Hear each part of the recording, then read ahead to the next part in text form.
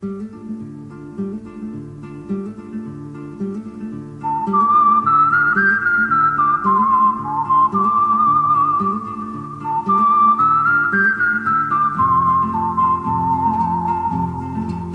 are listening to the In the Mouth of Dorkness podcast. Here are Brad, Lisa, Brian, and Darren. Welcome to another edition of the It Modcast podcast. With me is Brian Young, the Turtle Dork. Happy Friday, folks. And also joining us is Lisa Gullickson, wife Dork. I hope you're about to enjoy our Fistful of Ghouls. Wait, it's not October anymore? Nope. Oops. And that guy right there, that's Brad Gullickson, mouth Dork. I'm celebrating Thor's Day. Yep, I see what you did there, because this guy right here is Darren Smith, the Disco Dork. And welcome to the It Modcast podcast. Fistful Friday. Pow, pow, power wheels. What the Happy Friday, everybody. This is the best Friday of the year. Ever. Honestly, I think this is the movie I was the most anticipated about. Yes. Yes, all year. How many times have you seen it already? I've seen it twice already. Same here. The last night. Yep. I got another screening on Saturday and then one on Sunday before we record the next time. So I'm looking forward to it. Brian hated it, so I'm looking forward to that discussion. That was whack. He didn't get through the whole screening because he wet himself with joy. Is that what he told you? Oh, okay. Who's Joy? Oh, nice one, Lisa. I like. Okay. We're getting loosey-goosey today. Yeah. Brian, you're number 5. Okay, let me put this out there in case the listeners just clicked on this podcast or it auto-played and they queued it up and didn't look at the title or what we were having a fistful of. In honor of Thor, Radnarok, and Thor and Banner being co-workers, Lisa had the idea to do a fistful of co-workers. Yes. So it'd be like my number 5 is Brian, my number 3 is to be continued. Brian, your number 5. So my number 5 is from Clerks 2, Dante and Randall. I beat you, Brad. No. Mine's not Dante and Randall. Okay. So, yeah, I mean, of course, Clerks 2 I love. Clerks, of course, is the kind of the seminal film from Kevin Smith. I was about to say Kevin West. Who's that? I don't know. That's his evil identity. The evil Smith of the West. Okay. So I was thinking Kanye. I don't know, but what? What? Kanye's not a co-worker with nobody. I'm going to let you finish, but that's stupid. It is. Oh, believe me, that's not the first time I've heard that. But Kevin Smith, that was his breakout role, I think, in the early 90s. But Clerks 2 is the film that in 2006 that really just kind of resonated with me. And it's probably one of my favorite performances by Rosario Dawson. It's the movie that, I mean, although I've always loved her, it's the movie that just really just made me fall in love with her as an actress, as a character, and what she's able to bring in a performance and to the screen with her charisma. And yeah, Dante and Randall, I mean, again, it just kind of takes what was in the first film and just kind of pluses it in this sequel with really telling the story that I think as I don't want to say a middle-aged man, but as at the time a man at the cusp of turning 30 at the time, I think 2006 I was about 28. Coming with the realization of finding a place in this world and finding something more that he wants to do with his life rather than working security at Montgomery Mall. I just quit my job. I relate to their plight tremendously. Yeah. So I think it's something that, I mean, even to this day, we can kind of relate to a degree. And again, I wanted to pick characters and movies where the co-workers, their relationship really kind of hinges on them being co-workers, but doesn't take away from their friendship as well. So I think Dante and Randall, even though they do kind of have a tumultuous relationships and a back and forth at times. I like that word, tumultuous. Oh. And it's like Thor and Hulk. And Hulk, yeah. They're tumultuous. There you go. Yeah. That there's still something lovable about those characters. and there's something endearing about their friendship as well. So I love them as characters, and I love Clerks too. All right, Lisa, what do you love that you had as your number 5 in your Fistful of Co-workers? So, I don't count. I can't be on this list. You're my number 1 coworker in my heart. Oh. Son of a bitch. That's not my spouse. Oh. Yay! So, with my list, I'm going to be exploring the veritable rainbow that is different types of coworkers. Yeah.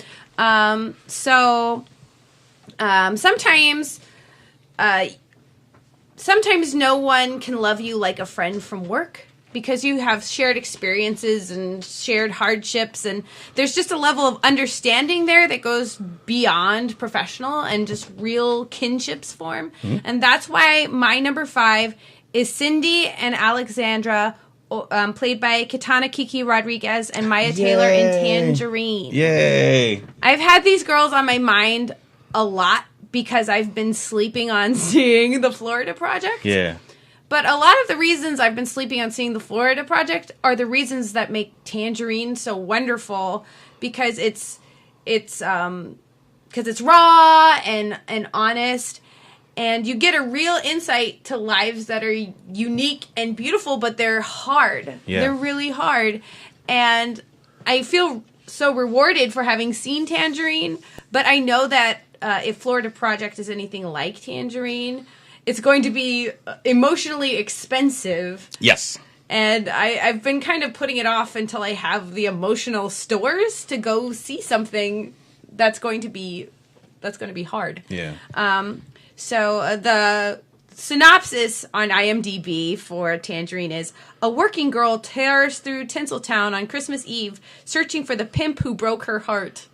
But the story of Cindy and Alexandra trying to hunt down Chester, Cindy's pimp / boyfriend / pimp, is really just like a tip of the iceberg in terms of what this story is really about. Because it's about 2 trans women who are trying to scrape by as prostitutes while still like trying to live out dreams that are as ordinary as they are impossible for them. They can't, because they're living in poverty and because they're living this fringe existence. It just, like, the dream of having a regular hetero relationship or being a really respected singer and performer, it just seems like me wanting to be an Avenger. It just seems just so impossibly hard. Yeah. And it's not that I don't deserve to be an Avenger. It's not that I'm not qualified. It's just that the world doesn't see me that way. Yeah. Okay, Black Widow. So and Cindy and Alexandra abuse each other and love each other in such a way that you can see the amount of time they've spent together, and you can really see how hard it's been. Yeah. So, like, they're like everything that a coworker is, and a sister is, and a friend is, and all of that all complicated and mixed together just because of what they've been through. Yeah. And that's why their coworker relationship is my number 5. The end of that movie, the movie climaxes with one of the most beautiful acts of friendship I've ever seen in a movie. That was so touching. If you have not seen Tangerine, I'm not sure if it's on Netflix or Amazon right now, but by any means necessary, please seek that movie out and watch it and experience it and enjoy it and fall in love with those 2 coworkers, and then get your ass to the theater and check out the Florida Project. I will see it just as week. moving and powerful. Good pick, Lisa. Thank you. Brad, your number 5. So for my number 5, I wanted to pick a relationship that is tumultuous, similar to the Randall and Dante situation, except maybe even, not even maybe, but totally more violent and venomous. Yeah. And it comes from a movie that I don't love. I like aspects of it, but it never clicked with me ultimately. And that is Wanted. And the coworker relationship that I wanted is Wesley and Barry. Yeah. And I look over at Darren's list, and it's on there. Yeah. It's so funny. And, James McAvoy, he's living in this dead end cubicle existence, and it's just sucking his soul dry. And his girlfriend doesn't respect him, doesn't understand him. He is rotten to the core himself, and he's looking for an out. Now, this being Wanted, that out comes in the form of Angelina Jolie's The Fox. Yeah. And comes to his rescue and says, actually, dude, you're really special because this is a movie and you're a master assassin. And what is the first thing that Wesley does when he learns that he is special, that he's more than just a button pusher? Well, he goes after Barry. And Barry is played by Chris Pratt. And this is the first time I actually ever saw Chris Pratt. Same. I never watched that TV show he was in. Parks and Rec. Yeah, and he does such a phenomenal job of playing an asshole that when I heard he was going to be Star-Lord in Guardians of the Galaxy, one of the many question marks I had around that film was how was this guy going to be, the hero figure, the leader of the Guardians? Yeah. It just didn't make sense to me because to me he was that jerkwad Barry who had a computer keypad cracked across his face, and that's still the most memorable moment from that movie for me when he smashes the keyboard across Barry's face, and it's such a satisfying thwack, and how the buttons from the keypad go spiraling off into space, into the foreground, along with Barry's tooth, and the letters spell out "fuck you." It was awesome. And that movie never gets better than that moment. Yeah. It's worth the watch, but that moment is kind of awesome and certainly speaks to that really base feeling of I am being punished by life until it gives me my out. And if the world only knew I was special, I could act like Wesley does against Barry. Yeah, that was a good pick. I didn't know that. So when I seen that, it wasn't until after I was watching Parks and Rec that I even knew who Chris Pratt was. So I had to go back and have that pointed out to me that, that was Chris Pratt in Wanted. And then I go back and look, and sure enough, that's him. But yeah, it's night and day to Andy Dwyer from Parks and Rec, which is just this lovable, lazy goofball who would just grow to become, even more funny and wonderful a character on that show. But then Star-Lord, he's night and day from that character as well. But what Timur Bekmambetov does with that character in that particular moment, that to me is, like you said, Brad, that is Timur Bekmambetov encapsulated in that single scene, in that single shot, his style and as far as visual flair for expression. And yeah, it's one of the most memorable shots in that movie. So yeah, good pick. My number 5 pick, I was going to have that one, but I pulled an audible earlier when Lisa was going over hers. And it is Sarah Paxton and Pat Healy as Claire and Luke in T-Wits is the innkeepers. That's an awesome pick. I wish I had thought of that. That's a great one. For me, the joy of that film, a slow burn of a spooky thriller is the chemistry, the work chemistry, that working relationship that those two characters have. And like Lisa mentioned, sometimes you have a relationship that is special with your coworker because you've gone through tumultuous times together in that workplace. You've gone through the suck, as it were. You've experienced it together, and that only strengthens your bond. And in that film, you get that. I mean, the mundaneness of this hotel that does not have the business that it once had, and there's this hotel that has a mysterious history to it.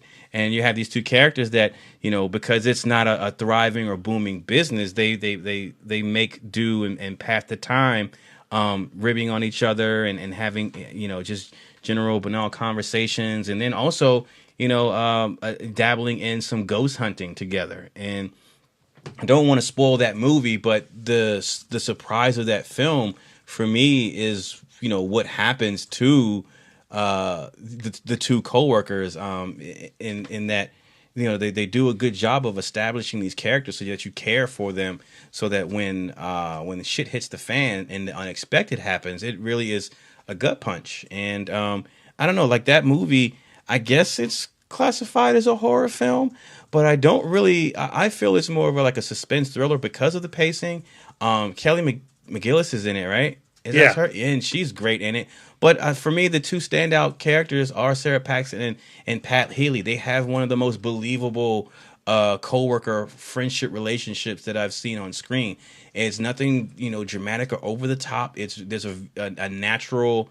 There's a very natural feeling to their conversation and their flow and of their back and forth, and you know, just how they look out for each other. And I don't know, it's really endearing. It is really endearing. So it makes a good film great to have those two characters play that in that way. So yeah, that's my number 5. Sarah Paxton and Pat Healy as Claire and Luke from The Innkeepers. Brian, your number 4. All right, so my number 4 is a film. Goodness, man, I love this movie. It's been so long since I've seen it, so I'm just going to kind of overall talk about it. But it's a film that actually stars real life brothers and Barbarians. Luke and Owen Wilson. No. When did this come out? 1990. Men at Work. Oh, this is the pick. How is this not on my list? Keith David is in this movie starring and directed by Emilio Estevez and Charlie Sheen. This is a good pick, Brian. I love this movie. Ditto. It's been so long since I've seen it, but the synopsis is 2 garbage men uncover a conspiracy involving illegal toxic waste dumping and decide to bring the whole operation down. So yeah, they're basically garbage men, and again, I just love the fact that the chemistry between Emilio and Charlie, and knowing that they're real life brothers.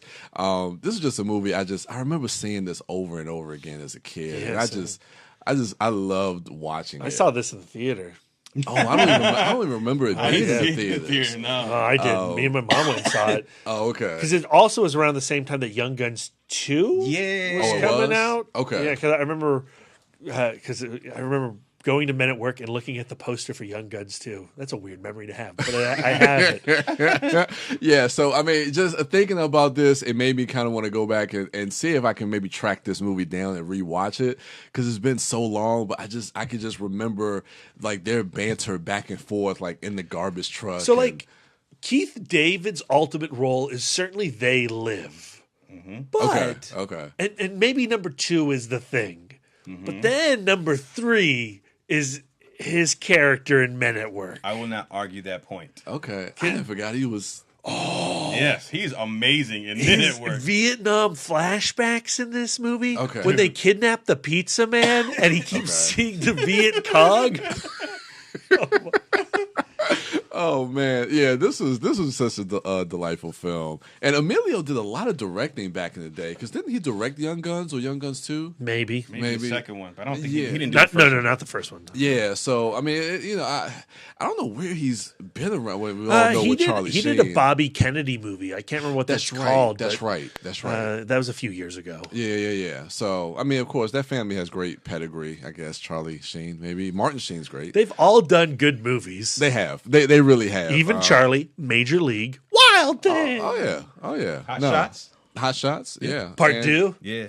I mean, even Wall Street. So. The Arrival, the alien one. Young Guns is badass. Young Guns is great. Was Charlie in that? Yeah. He's the gets first killed one to early. get killed. Yeah. Okay. I was trying to think because I know the cast, Lou Diamond Phillips. He's and not Kiefer the Sutherland. cool one in Young Guns. Okay, You're happy when he dies. I couldn't remember if Charlie was in it. Okay, yeah, because I remember they kind of build this as the two of them kind of working together for the first time. You know, brothers Emilio and Charlie working together. So I wasn't sure if they. You have guaranteed a Men at Work watch tonight. The moment you leave, I am watching Men at Work. You have that? No, but I'm sure it's streaming somewhere. Or if it is, I'll be watching it too. So yeah, that's my number 4, Men at Work. All right, Lisa, what is your number 4? That rhymed. Sometimes bringing a new coworker into the fold, a new guy, can remind you how special your team and workplace really is. So my number 4 is the ultimate new guy, Dr. Sidney Zweibel, New Jersey, played by Jeff Goldblum in The Adventures of Buckaroo Banzai Across the Eighth Dimension. Cowboy. Yeah, and they're all the whole Hong Kong Cavaliers. They're all co-workers, but I really wanted to focus on New Jersey and how through his eyes, through his being the new guy, it feels like we're all being invited in to be one of the Hong Kong Cavaliers. So and appropriate with Thor Ragnarok too. Absolutely. Grandmaster. Everything ties together. So he comes to the Hong Kong Cavaliers with a worthy resume. He is a neurosurgeon. Mm-hmm. Can he sing? Yes, he can. Mm-hmm. He can even dance a little. Mm-hmm. And he has a rockin' red cowboy outfit, and he's thrilled to be part of the team. But he's still the total rookie. He doesn't know all of the secrets. He doesn't know why the watermelon is there. But the adventure makes him part of the family to the rest of the Hong Kong Cavaliers, just like we, the audience, are becoming part of the Hong Kong Cavaliers. And they don't treat him mean either. Like, who's the new guy, or you're not one of us. They make it seem like so sweet. Yeah. And that attitude comes from Buckaroo Banzai. Mm-hmm. Even though he is like this super genius, he treats people with such kindness. Yeah, he wouldn't stand for that. And I think that he surrounds himself with good people. Yeah. Like he lets New Jersey hang out a little before he invites him to be full time. I was always fascinated by the hierarchy of the Hong Kong Cavaliers. You get the impression that, obviously Buck's the leader and his BFF in the group is probably Rawhide. Right. But then when Rawhide dies, Perfect Tommy comes in and he becomes his right-hand man. But there's a sense that Perfect Tommy knows that he is not the BFF, that the BFF is now missing. Yeah.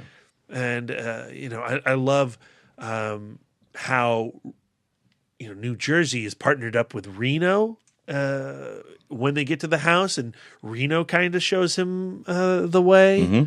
Yeah, I love those dudes. Because I think that it is built on loyalty and longevity.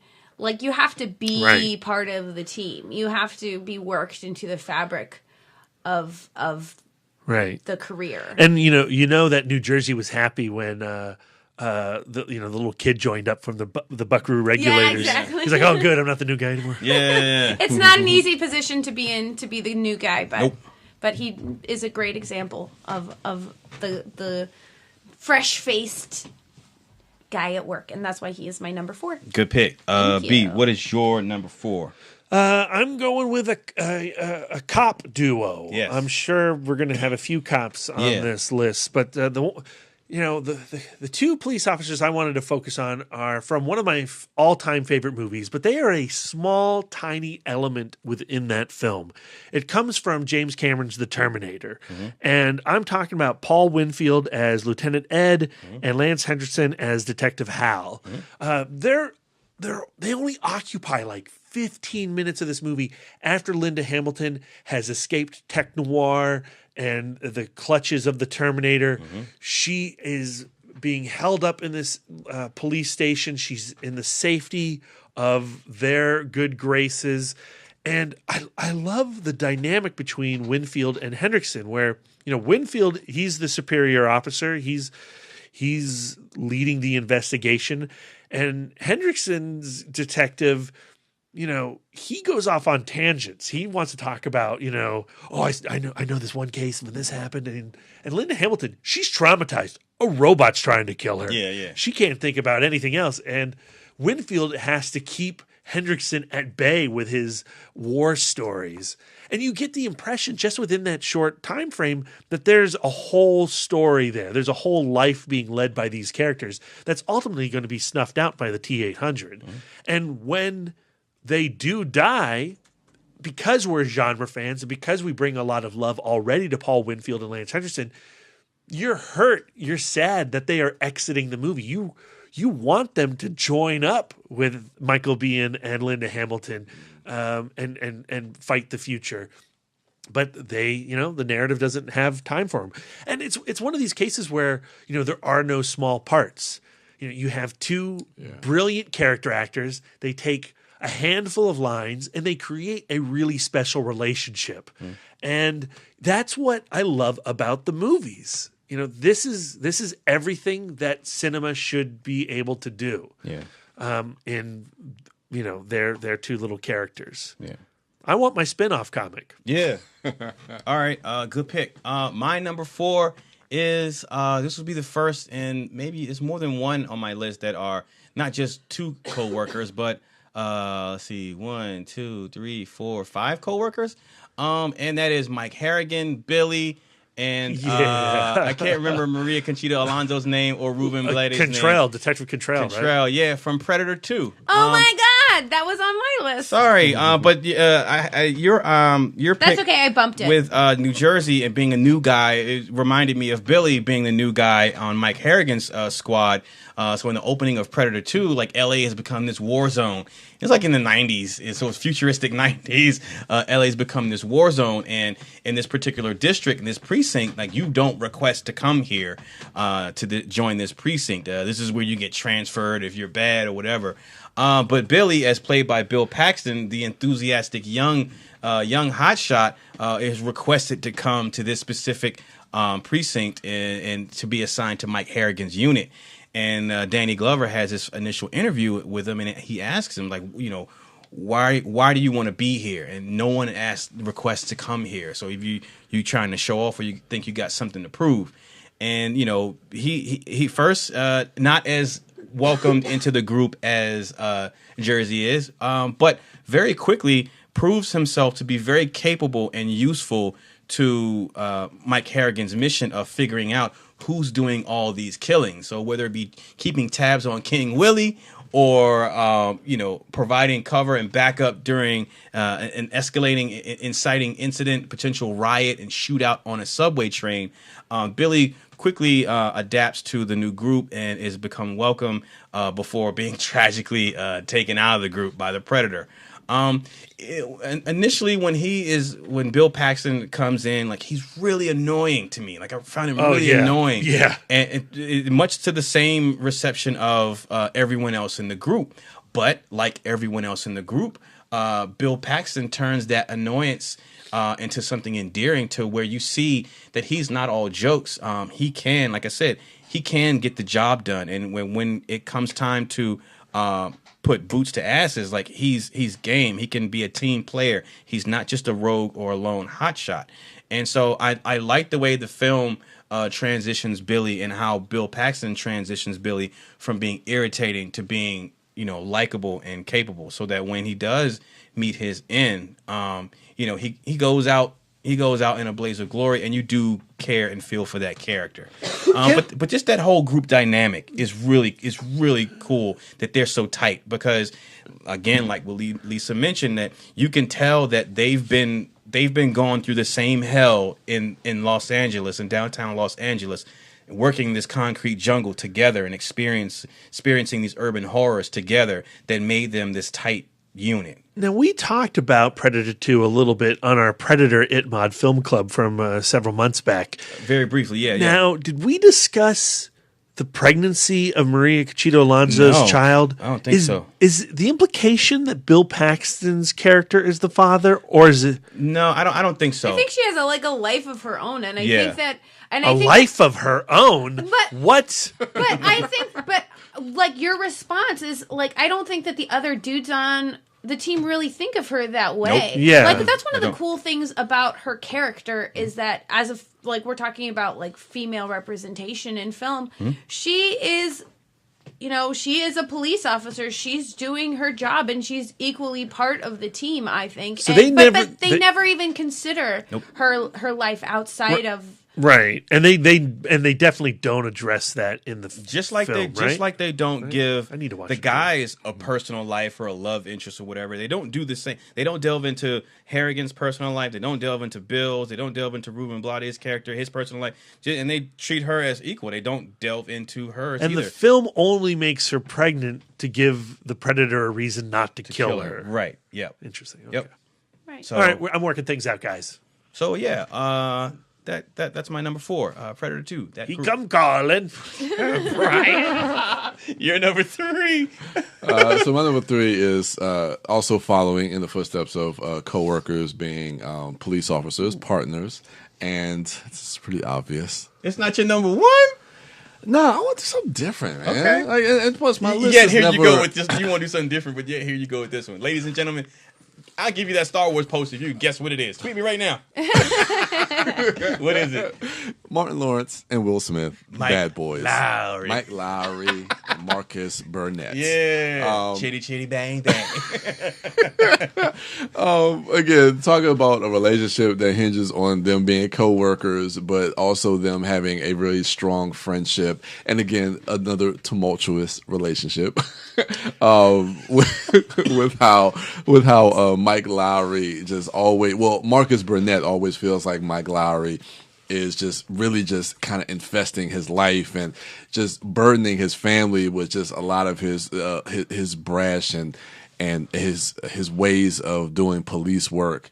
And it's just great. And then you just get to the epitome of everything. It just all kind of culminates with Bad Boys 2, which I think is probably one of the best action movies, bar none. I'll concede to that. Yeah, it's just absolutely fantastic. And maybe Michael Bay's some probably his best work. And here's our weekly reminder, Brian, that Lisa still has not seen either of the Bad Boys films. I have Yes, that will be an upcoming homework. I certainly hope so. At some point. The second one is not VF. Oh. But there is I definitely can pinpoint that moment out. Oh, thank you.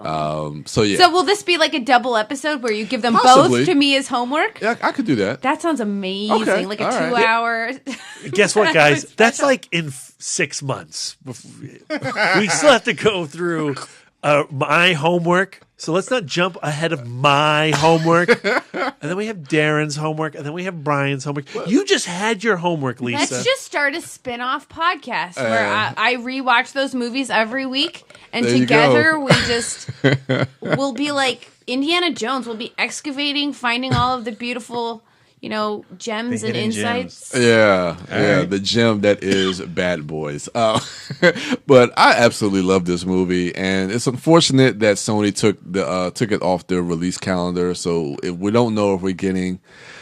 No, it's not going to happen. You at least you're getting your Sid spinoff TV show.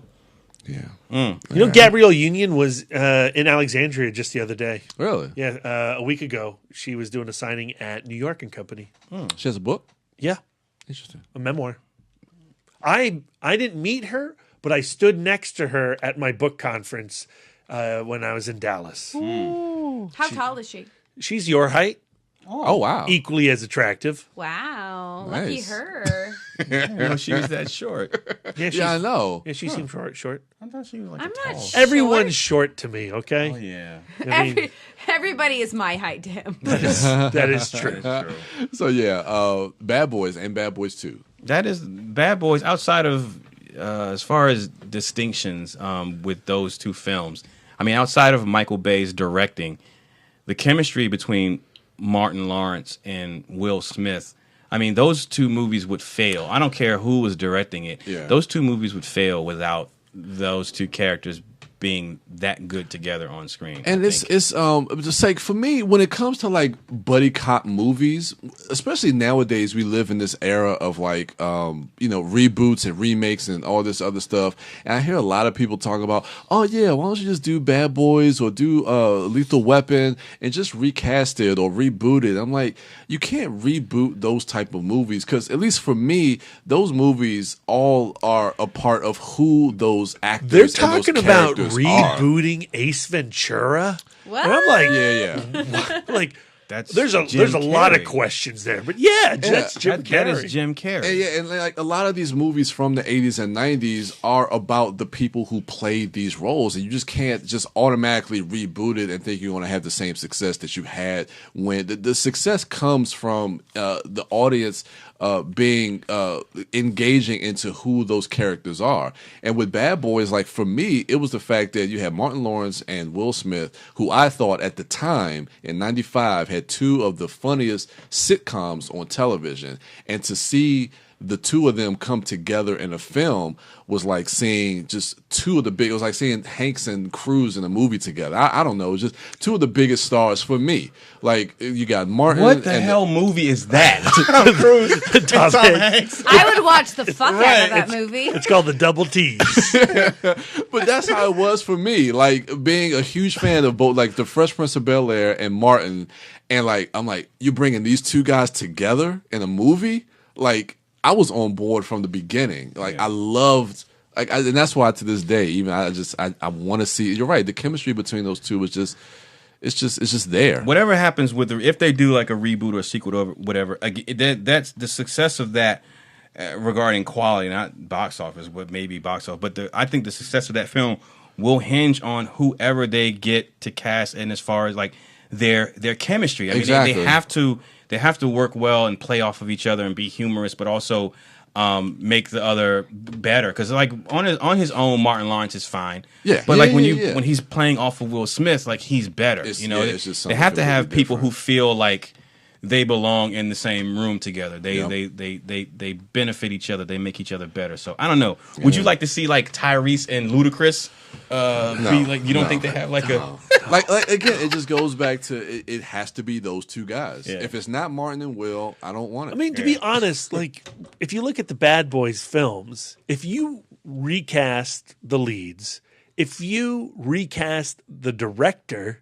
What is that film? It's not. It's not a movie. Yeah, and I was on board with Joe Carnahan, and I mean there are only few directors that I would want to see helmet, but it has to be Martin and Will. But Michael Bay is essential. But if not, I would love to see somebody like a Justin Lin or somebody that has an action type of background. But it's not even just the action background. Like what Brad's saying, it is the way Michael Bay shoots Bad Boys. Like no other.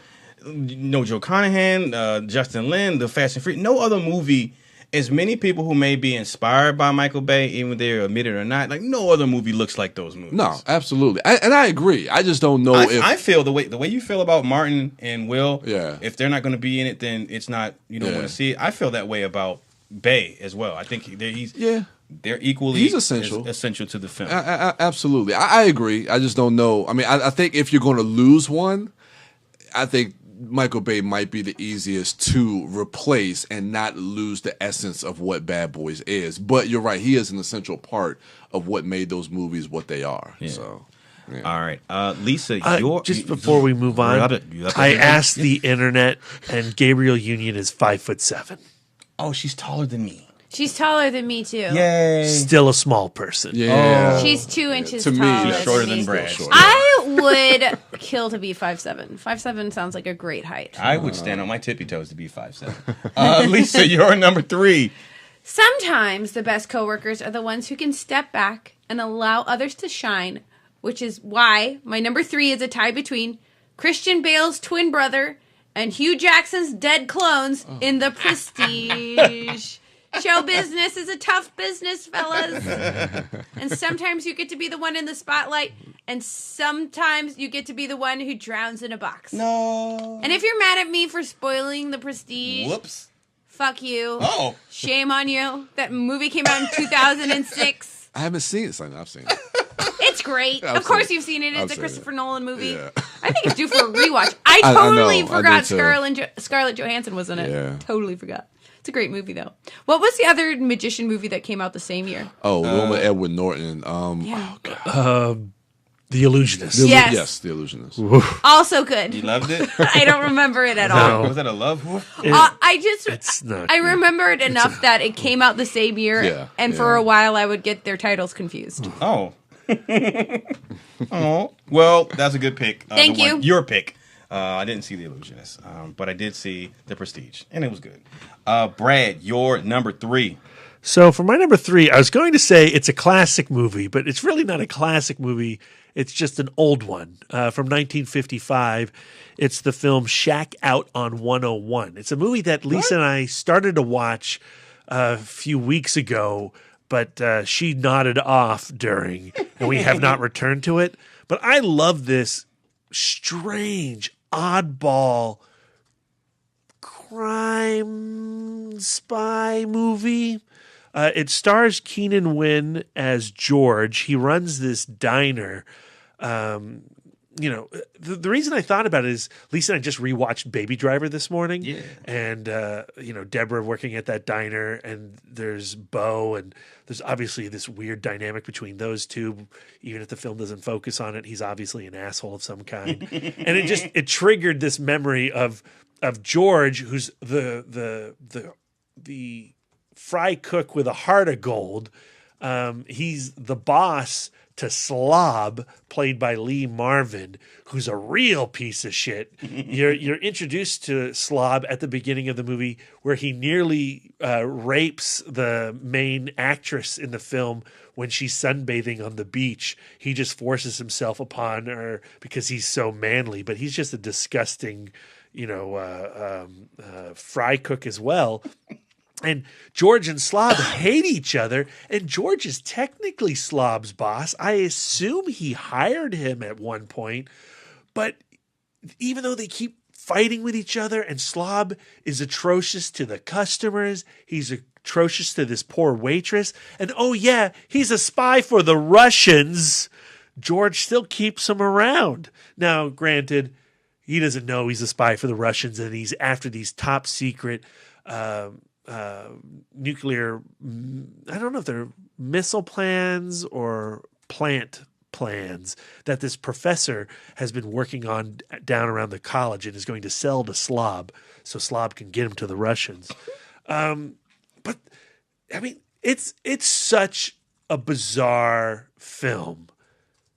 There is a sequence in which Slob and George are competitively lifting weights and showing off their legs to each other. But then when a woman walks in, they have to hide their legs because women shouldn't see their bare legs. And then there's another sequence in which Slob and his sous chef, for lack of an accurate term, put a dish towel between their teeth, and they growl at each other, and they kind of do like the Michael Jackson Beat It fight with the towel in between their teeth. It's a really bizarre film that, thanks to guys like the Kino Lorber people, have put out on Blu-ray recently, so you can see that in the highest definition possible. But it's. I think sometimes when you go back and you watch an old movie, you have a lot of reverence for the craft and the performers. You're like, oh, this is Lee Marvin, this is Keenan Wynn. These are these are the idols that have led to everything that we love today. And then you watch a film like Shack Out on 101, and you're like, what the fuck was everyone smoking? I watched it because I thought it was going to be like a Lee Marvin noir, and suddenly these guys are comparing their gams to each other. And you're like, this scene's kind of awesome. And then there's another moment where George has just bought scuba equipment, and he's testing all the scuba equipment on dry ground, and he's got his like flippers on and his snorkel on. And you're just watching this whole, like 15-minute sequence of him playing with his snorkel. Like, this isn't what movies used to be like. This is what independent cinema in the early aughts was. Yeah. But so Shack Out on 101, if you're into curiosities, it's definitely a must watch. And it's all about that antagonistic relationship between Keenan Wynn and Lee Marvin. All right. My number 3 is, so with this pick, I'm going with coworkers that I myself would want to be a coworker of. I would love to work with these two people. And that's Andy and Paula, as played by Oscar Kylie and Rachel House, and they're the two officers in the hunt for the Wilder people. They're looking for Ricky Baker, and they're just a small part in the film, but every time they're on screen, they are hilarious. And how Paula likens herself to Sarah Connor in her hunt for John Connor. I don't know. The Taika Waititi has a way of, even the smallest parts in the film. His humor is infused in the dialogue, and he pulls these really great performances. And his sense of humor and comedic timing is perfect in his films, and you end up caring and finding yourself gravitating to someone who is not necessarily the main character. And What We Do in the Shadows, like, you just fall in love with Stu, and he's not like the main character. But in Hunt for the Wilder People, you have these two police officers, and one of them is more inclined to her job and the duty more so than the other person. And Andy, I don't know if he's just along for the ride, or if he's having, a rough go at his personal life, and he's bringing that into his job. But most of the time, he's just got his hand into a bag of snacks, and he's kind of just out off doing his own thing. I mean, he's physically present, but like mentally, he's somewhere else. And I would just love to be around coworkers like that, because I don't know, they just seem hilarious to me. They wouldn't impede on stopping me from doing my job. It doesn't look like he'd be getting in the way, because he'd just be standing next to the car eating snacks. But I can just listen to her proclaim that she's from the future coming back to, get John Connor. And for me, like, that was just, one of the highlights of the film is, her humor, but she's doing it with such a straight face. She's playing it really straight, because she really believes in herself. But I don't know, I just love her. She was in something else recently. Thor Ragnarok? Is she in that? Yes, she is. Yeah. She's in every single one of Taika Waititi's films. Yeah, you saw her at Comic-Con too.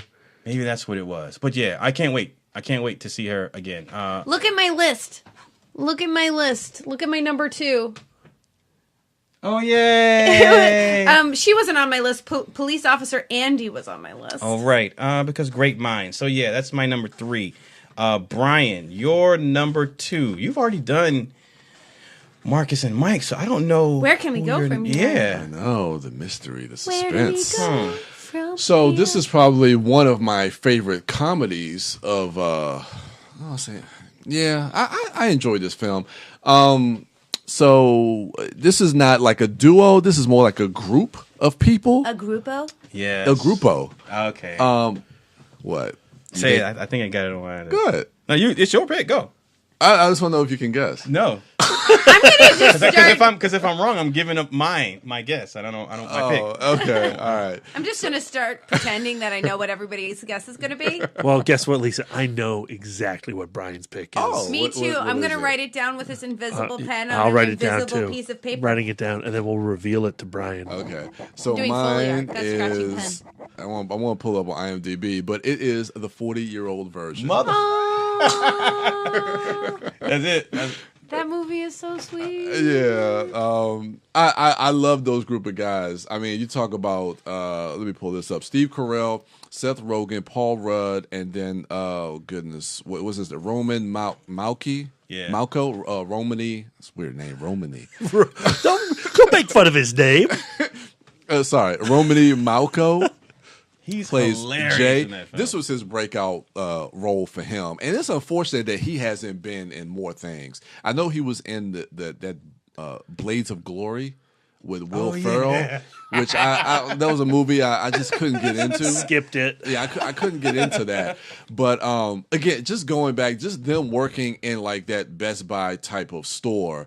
And seeing them just kind of interact, just having all that downtime together, and them going out doing like the speed dating and going to clubs, and I don't know. It to me, this almost kind of encapsulates a little bit of how coworkers kind of really are when you spend a lot of time with people together at work, and then you start hanging out with them outside of work, and just the whole idea of them trying to get Andy laid. It was just hilarious. I mean, Seth Rogen. this may have been like one of the first times I've seen him, because this was right before Knocked Up. Yeah. And then Paul Rudd, I mean, he's been around for a while, but just seeing these group and knowing like what him and Judd Apatow would end up doing over the next 10 plus years, this was just an amazing movie, and the chemistry between all four of them, and then even Jane Lynch as the boss. My God. She's amazing. Hilarious. I mean, this movie, oh man, I could have just spent the whole hour and a half, 2 hours with them in the store, and that would have been like perfect. I love 40-year-old virgin. Yeah. There is something sick about like how much time we spend with our actual coworkers. I've never actually worked in an office environment, but that's got to be gross. You know, like that's as close as you can get to like having like a straight up sibling. Like, this is a person you did not choose, and you're stuck to spend the majority of your waking hours with this person. Absolutely, yeah. And you have to love them, otherwise it'll cause chaos. I have a work wife. Yeah, I think that's what I hear. Like, I've managed to, with all of my jobs, to work fairly independently. Yeah. So like, I've never had that. I've never had a work. I just quit my family. Yay! Yay! Fuck you guys. But they gave him so much cake. Yay! They did, and balloons. Look. Yeah. Oh, nice. Look, that one says "We'll miss you." Yeah. And they got me a replica of the orca from Jaws. I saw your post. Awesome. Yeah, that's cool. And somebody else got me that Black Panther statue over there. Dope. Oh, I need to see that. Let me break my neck again. Brad is beloved. Oh shit. Yeah, I know. Oh damn. Why'd I quit? To get those Do you gifts? know what I got when I quit my job? A picture of the building I was working in. Oh. That's fucking cruel, right? Wow. Anyway. All I'm right. only going to mention this like 100 more times over the next 2 weeks. Yeah. It's cool. All right, Lisa, your number 2. Sometimes the coworkers you tolerate are the ones that end up elevating you in the end. And that's why my number 2 is the Texas Rangers' Marcus Hamilton and Alberto Parker in Hell or High Water. That's a good cop I have there. to give a shout out to @MuseGirl, Lisa Bell Roden, because she was at the screening of The Witches, the afternoon tea of the witches, and I picked her brain, and this is one she came up with. But it's a perfect choice, and I would have thought of it eventually, Lisa. Yeah. Great Lisas think alike.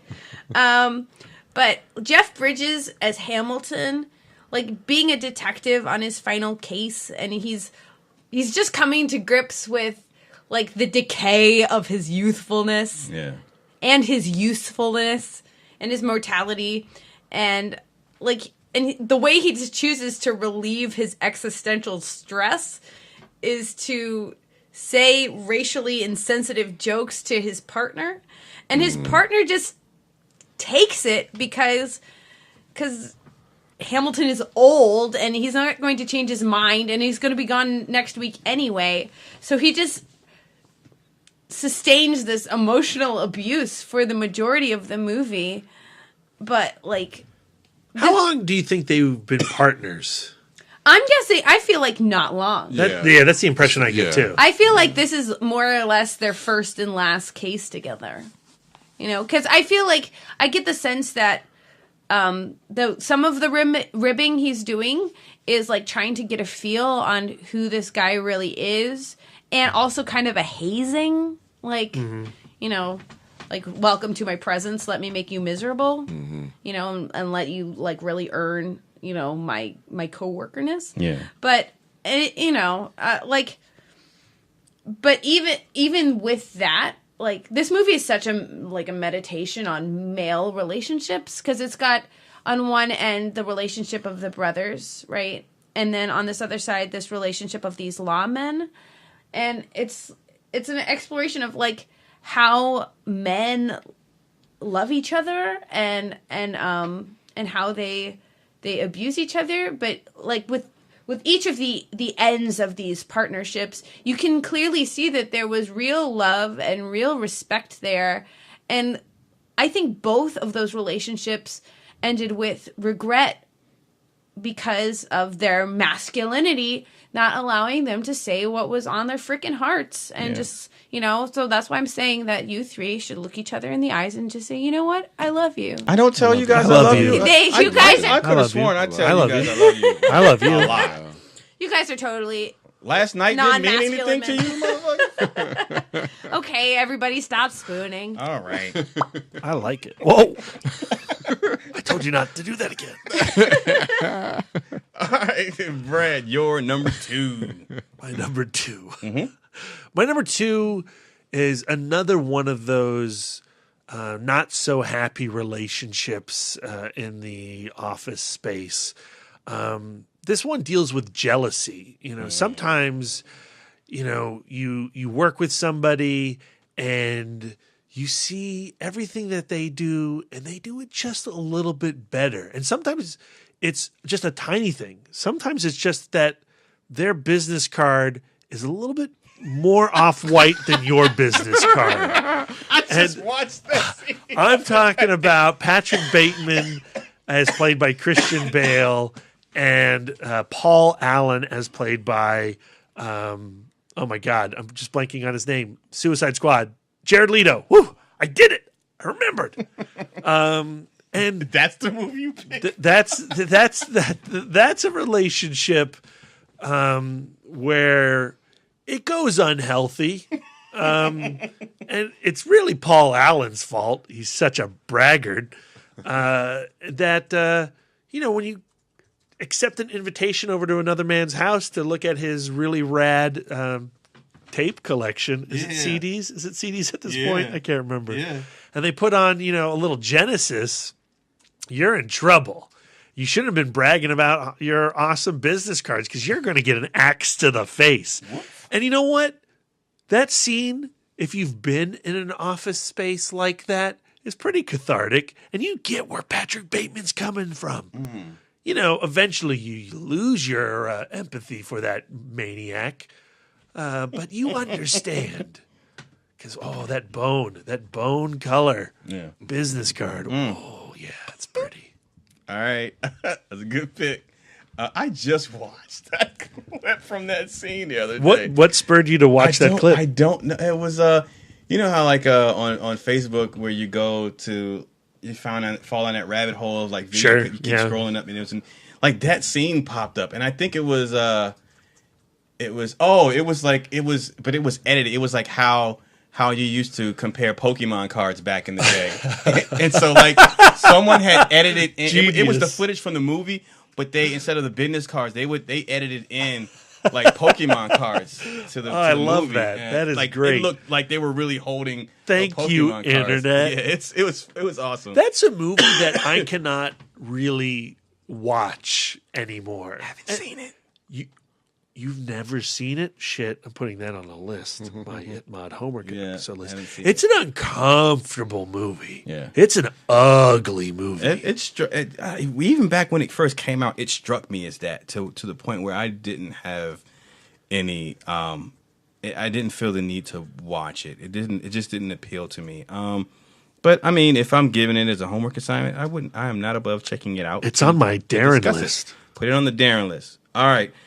My number 2, I'm calling it audible. It was the group from 40-Year-Old Virgin, but hearing Lisa talk about her pick for Hell or High Water and discussing like longevity as far as, you know, work history. My number 2 is a group that, because of the film, because of the character interactions, because of the set design, you feel like these characters do have a history. They have been working together for quite some time. And this is the crew of the Nostromo. From Ridley that's Scott's a good Alien selection. You know, you got Veronica Cartwright, Tom Skerritt, Harry Dean Stanton, the late, great Harry Dean Stanton, Yaphet Kotto, Sigourney Weaver. Kotto and Stanton in that. Yeah. I would specifically point out those two. I love their interaction in that film. But that's when we meet them in that movie, you get a sense that they have been out there for a while and they have had a significant work history, and they're all feeling the suck. They're all on the same plane and have the same understanding as far as just wanting to, you know, just get back home before getting that distress beacon. And when they start getting picked off because Hurt brings a face hugger on board, because their relationship is established so well in the film, and even during the attack, even during when the shit hits the fan and everything's going bad, I mean, you're still feeling that these people, you still care because it's established that, you know, they do feel like genuine co-workers, friends, to the point where they've been together so long that they're now can be considered like, you know, that's almost like family. And so that's one of the, you know, people talk about the atmosphere in that film. They talk about the chestburster scene in that film. There's a documentary coming about that scene in the film. And they talk about Sigourney Weaver and what that character was in the pantheon of characters, not just female characters, but, you know, heroic characters in film. But I would think that the chemistry and the camaraderie of that crew is just as integral to the greatness of that film as any one of those other things, or H.R. Giger's design of his xenomorph and Ridley Scott's directing. I really think that, you know, we talk about it all the time in regards to horror films. Like, in order for the horror and the suspense and the dread to work, you have to fear for the characters who are in peril. And because of these characters and because of the performances, you do feel that. So when Veronica Cartwright is killed, you care. When Yaphet Kotto is killed, you care. When Harry Dean Stanton and Tom Skerritt and everyone else, you know, when Sigourney Weaver is the last one standing, it's great because, you know, you don't expect that in the beginning.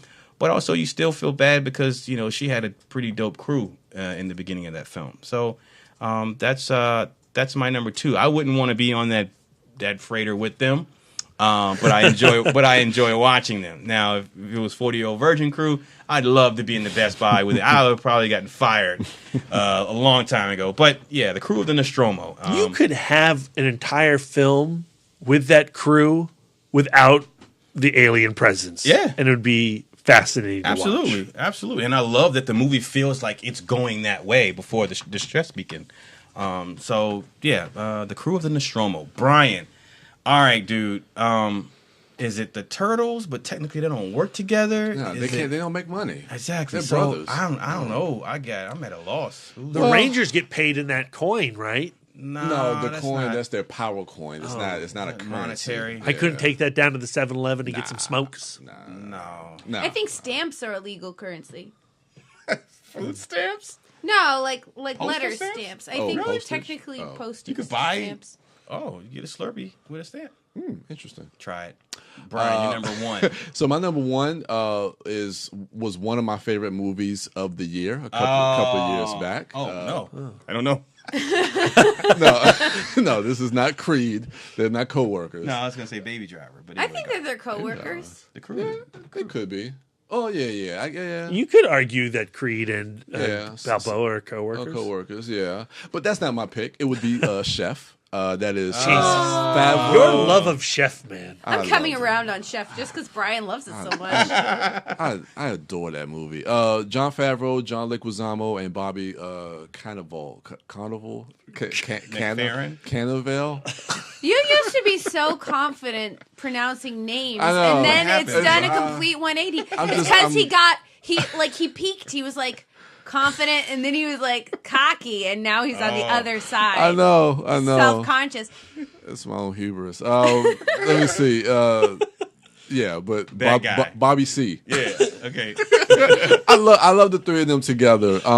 The beginning of the film when he's still working in the kitchen at Dustin Hoffman's restaurant, and kind of like their little exchange, especially like the whole Twitter war back and forth between the three of them. And then John Leguizamo is just not just a great coworker, but a great friend who basically comes along with him, basically quits his job and comes along with him to work on the food truck. But their relationship between those three, I thought was just absolutely fantastic. And I had to have something with food because I love chefs and I love the kitchen. And Quiet as Kept, that was going to be my alternate career if this video thing didn't work out. I wanted to be a chef when I talked about that. I'll go into business with you if you wanted to get a truck. I was talking about that with a coworker of mine because I was telling him, like, when you're a kid, you always say, "I want to be like this when I grow up." Like when I was a kid, I wanted to be a chef. And I was thinking, like, because right now I'm kind of in this whole thing of like entrepreneurship, like trying to start my own business. I was thinking about like I should go start my own food truck. That would be amazing. Like I would totally do that with you. I'd drive. I can work a grill. Can I draw the logo on the side? You can draw the logo. You could take a truck anywhere around the country. If you need Wi-Fi, I'll set up your network. Hey, it would be fun. Like, and plus, your menu is not that extensive. You sell a specialty, gourmet dish or something like that, and it'd be so much fun. Like, get a truck for like a couple of like $12,000, $15,000. I just listened to an amazing podcast episode. So how Doug Benson has a bajillion podcasts. Well, he has a podcast called Dining with Doug and Karen.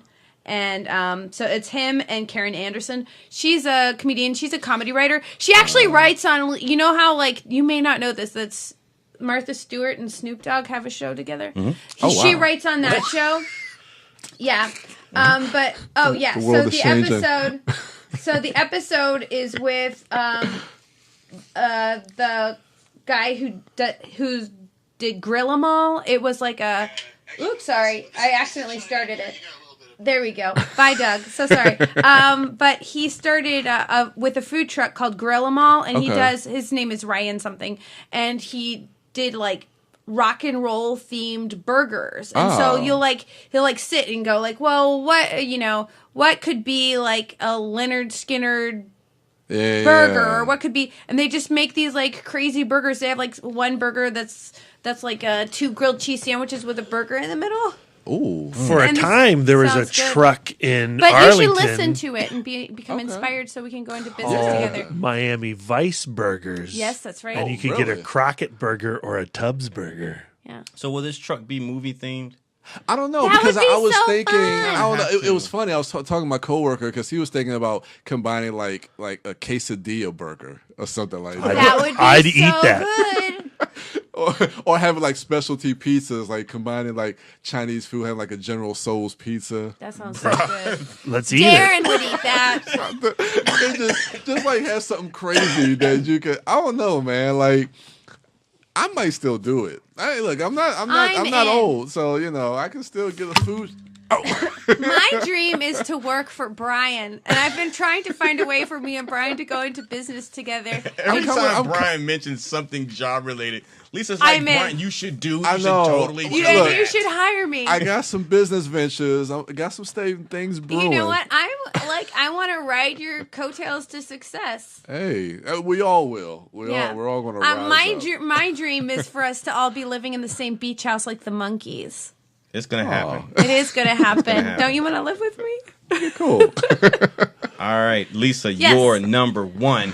My number one is in honor of Mouth Dork, my beloved retail warrior. This is one of my all-time favorite movies. I've talked about it a lot, and I apologize in advance. But my number one coworkers are Dick and Barry, played by Todd Luizzo and Jack Black in High Fidelity. Yeah. Good pick. I love these guys. Dick and Barry typify the low level, not like Brad. Brad was at the peak, who's top level, high level retail warrior. They typify the low level retail worker in that they both suffer from like social disorders that allow them to really advance in life and aspire for greater. For example, they both are highly capable. They have encyclopedic knowledge about records, and they can come up with top 5 lists off the top of their head, unlike me, who like Googles like a bastard and then comes up with like the worst shit. Like, you're welcome, I get a D. A for effort, though. I'm sweating bullets over here trying to think of movies. But Barry is abrasive, and he's a bully. And he's the type of guy who would kick a dad out of the store for trying to buy Stevie Wonder's "I Just Called to Say I Love You" for his daughter. But he can also belittle a music noob into buying an armful of records, so that's success. Though he says that the soundtrack for Evil Dead 2 kicks ass, which is clearly not true. It barely has a soundtrack. Does it have a soundtrack? I mean, it has a score. Yeah. And it does kick ass. Question mark. And then Dick, of course, is soft-spoken, and he's afraid of girls. But he's reliable, and he's sweet. And unlike Barry, he actually applied for the job. Barry just started showing up, and then all of a sudden he worked there. But what they do have in common, though, is they really love and believe in Championship Final. And they love and believe in Rob and that store and that lifestyle. And they both end up proving to Rob that they're more than their retail personas. Dick does get to start dating that chick from Roseanne. Barry does start his band and do an amazing cover of Let's Get It On. In my opinion, an amazing cover. I really enjoy it. And so, and they're two totally beautiful people doing some honest work. And that's why Dick and Barry are my number one coworkers in my heart and life. All right. And actually, Brad is my number one coworker because we met at work. Oh, we did. He was a manager. I was just a part-time. So did you just spoil his number one? God damn it. Aw, that's so sweet. But Nope. I'm not in a movie yet. All right. Brad, what is your number one? My number one is not dedicated to Lisa. Damn. My number one is dedicated to me. Oh, yay! And Brian. Me and Brian, because Brian had it as his number 5. Dante and Randall, but not from Clerks 1, not from Clerks 2, but from Clerks 1. Okay. And, before there was Dick and Barry, a brace of retail workers, there was Dante and Randall. Yeah. This is another film where, like, the deeper into retail I got, the more painful Clerks became. Oh, really? Because the reality around Clerks was just so severe. I love all the quirky customers who come in, and smash eggs against the glass or, weigh the milk. I know the milk lady. I get that. But what I get even more is this idea of, the dreams that you had as a child, like you were talking about there, Brian, with your last pick, and how sometimes they don't grow into a reality. Sometimes to make ends meet, you're still slinging coins behind the counter at the local 7-Eleven or Quickie Mart. And I totally get Dante. He's miserable. He doesn't want to be there today. He wants to be doing anything else. He's ashamed of his position in life. But I love Randall. Randall probably also doesn't want to be there, but he's there. He just accepts it. And since he's there, he's going to talk your ear off about the workers inside the Death Star. Yeah. And he's going to create a level of happiness in his jail of a job. Mm-hmm. That relationship bubbles to an argument and a near breakup of their friendship. Mm-hmm. But as we see in Clerks 2, it survives all the way to their next shitty job at movies. And really, it's in Clerks 2 where you're like, oh my God, these guys, please get out. And they're my inspiration of why I got out. Thanks, Dante and Randall. But yeah, I mean, this is like, when I think coworkers, I think these two dudes. Mm-hmm. And I also think about the story of Kevin Smith, who was the Dante who said, you know what, I'm going to step away from my retail job and I'm going to pick up a camera and I'm going to go make my movie. Really? I didn't know that. Yeah. Huh. And they filmed that Clerks inside the shop that he had worked at. Wow. Okay. And so there's the inspiration of that story. So that one day he would grow up and make Tusk. Whoa. Kevin Smith has had an interesting career. I love Kevin Smith. I do too. I mean, love or hate his films. I've always wanted to see that Clerks 3 that he flirted with making. I still do. So. I mean, I still watch his really insane, yoga hosers because no one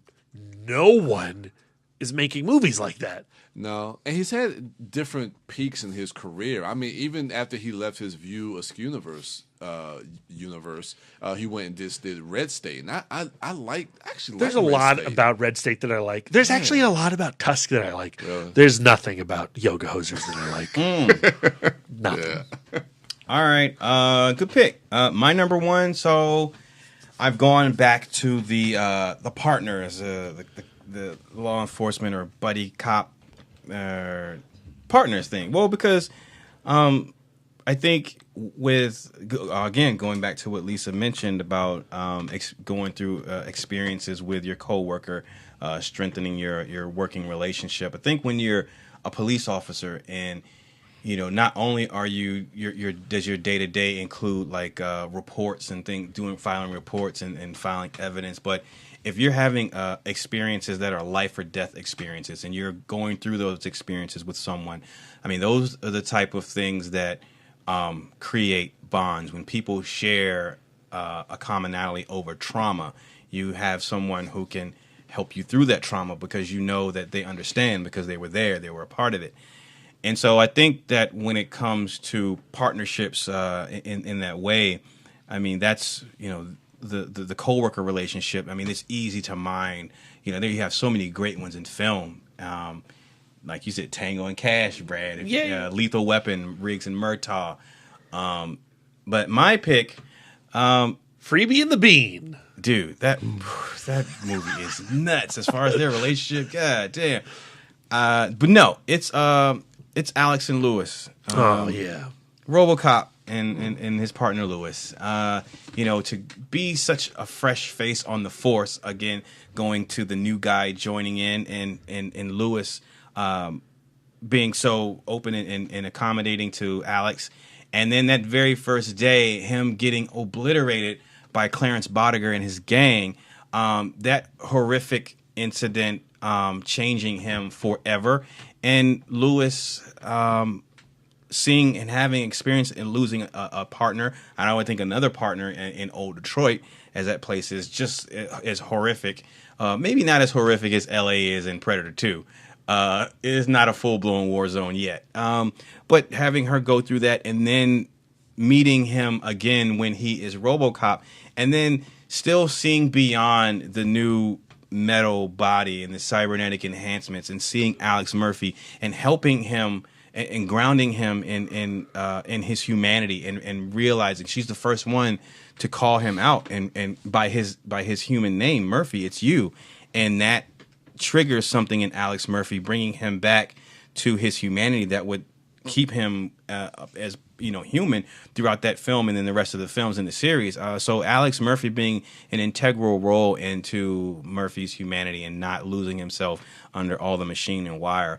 And then, that's just a badass partner to have. And, she doesn't treat him any different and he doesn't treat her any different. They are still the dynamic duo to go and take down the crime in Old Detroit. And it was just a really cool dynamic to see that, firstly you have his partner be a female partner in this really rough town. And as you see when you first introduced to her, like she comes in that precinct kicking ass, and it's a very cool moment. And then she's partnered up with Murphy, and then they would remain partners until her death in RoboCop 3, which was sad. But yeah, that's my my ultimate coworkers, and the fact that she accepts someone not only who is totally different from her as far as being a male counterpart, but he's not even all human. But her seeing past that and seeing him for who he is in his heart, and then treating him as such, and then going out and fighting crime together. So yeah, and plus it's freaking RoboCop. Like it's, I mean, at the end of the day, that's my final argument. It's RoboCop. So yeah, that's my number one. Hit us up on social media at ItModcast and let us know what your top 5 coworkers are in film. Brian is at the Turtle Dork on Twitter, at the Turtle Dork 1 on Instagram, Brian William Young on Facebook. Sidewalk Siren is Lisa Gullickson, and you can find her at Sidewalk Siren on Twitter, Instagram, and Letterboxd. Brad is at Mouth Dork on Twitter, Instagram, Facebook, Letterboxd, and Untappd. And I'm Darren Smith, the Disco Dork. Enjoy the rest of your week. Check out, if you haven't already, our homework cast, where Brian and Brad and myself, we tried to go through and break down Nocturama. I'm sorry. No. I thought it was actually really good. And also, if you haven't seen it, check out our, if you haven't listened to it, you can look at it. Check out our Weekend Dork episode. Look at it. Yeah, and be on the lookout for our review cast of Thor Ragnarok. Yeah. Because it was amazing, so I got to see it like 2 more times. So enjoy the rest of your weekend. Go out and rewatch Thor because I know you've seen it already. And have fun. Be safe. That's going to do it for us. Thank you all for listening. I love you. I'm talking to you, Brian. Oh, look in his eyes. Love you too. I love you, Lisa. I love you, Darren. I love you, Brad. I love you, Darren. I love you, Darren. I love you too. I love you, Brian. Love you, Brad. I love you, Brian. Love you, Lisa. I love you, Lisa. I love you, Brad. listeners. Enjoy it. Until next time.